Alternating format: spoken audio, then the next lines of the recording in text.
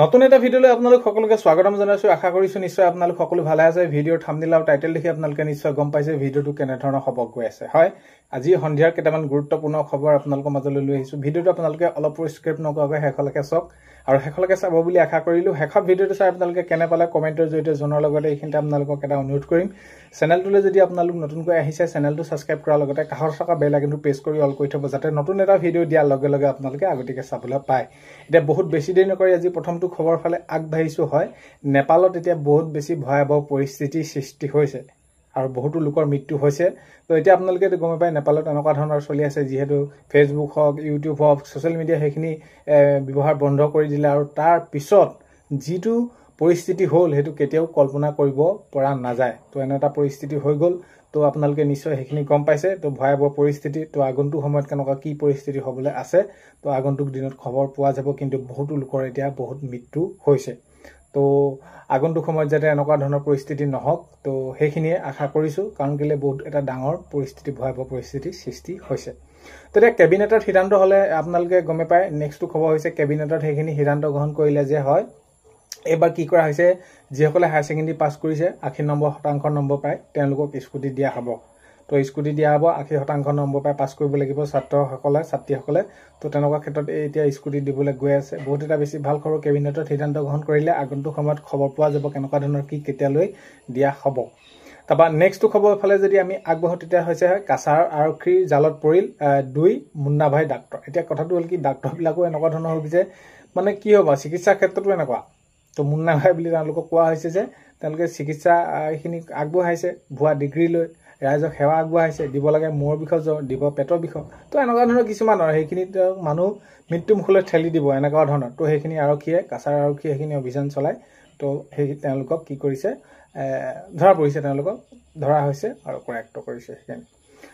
তাৰপৰা নেক্সটটো খবৰ ফালে আগবাঢ়িছোঁ। মুখ্যমন্ত্ৰী মহোদয়ে কাৰ বিষয়ে বহুখিনি মন্তব্য আগবঢ়াইছে। তো সেইখিনি ক্ষেত্ৰত আপোনালোকে নিশ্চয় গম পাই আছে মুখ্যমন্ত্ৰী মহোদয়ে কাৰ বিষয়ে কেনেদৰে সেইখিনি উপস্থাপন কৰে, কোনসমূহ বিষয় কেনেদৰে কয়। হয়, মুখ্যমন্ত্ৰী মহোদয়ে কাৰ বিষয়ে বহুতখিনি মন্তব্য আগবঢ়াইছে। তাৰপৰা নেক্সটটো খবৰ ফালে যদি আমি চাওঁ, এতিয়া ৰাজীৱ ভৱনত কংগ্ৰেছত বহি বৃহৎ যোগদান কাৰ্যসূচী আজি। আপোনালোকে যদি চাই হয়, ৰাজীৱ ভৱনত কংগ্ৰেছৰ বৃহৎ যোগদান কাৰ্যসূচী আজি। কেনেকুৱা ধৰণৰ কি পৰিস্থিতি হৈছে আপোনালোকেতো সেইখিনি গমে পাই আহিছে।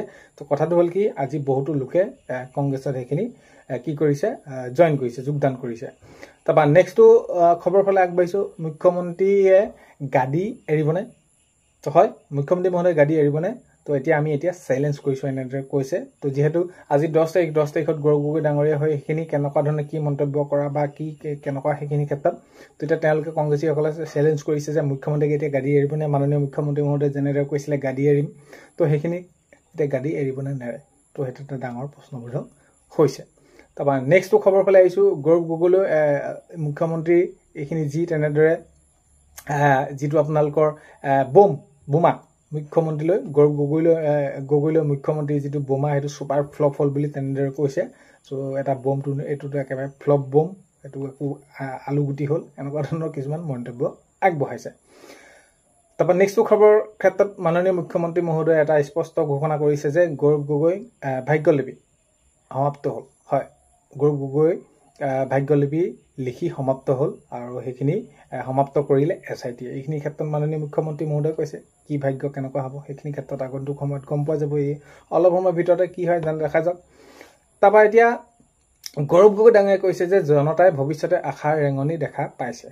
হয়, জনতাই ভৱিষ্যতে আশাৰ ৰেঙনি দেখা পাইছে। আজি সকলো উৎফুল্লিত। গৌৰৱ গগৈ ডাঙৰীয়াই তেনেদৰে সেইখিনি মন্তব্য আগবঢ়াইছে। আৰু যিহেতু এতিয়া যোগদান কাৰ্যসূচী সেইখিনি চলিছে, তো সেইখিনি এতিয়া এইখিনি বাতৰি আছিলে। আৰু বাকী আপোনালোকে কি হ'ল, আৰু মাননীয় মুখ্যমন্ত্ৰী